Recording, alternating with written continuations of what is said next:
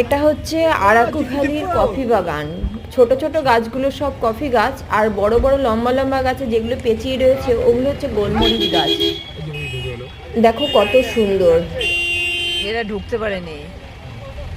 পারেনি, এখান থেকে দেখার চেষ্টা করছে, এখান থেকেই ঢুকতে এ পুরো কফি বাগান। এই যে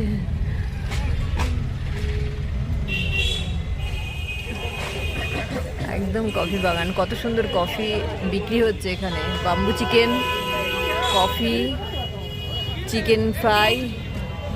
এই যেটা হচ্ছে বাম্বু চিকেন।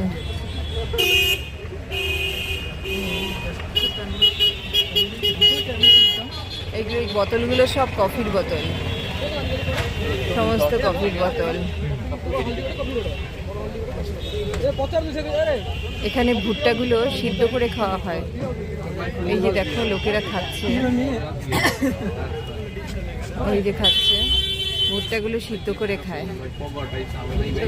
আর কফি হচ্ছে প্রসেস করে খেতে হয়, চায়ের মতন ফুটিয়ে তারপরে খেতে হয়।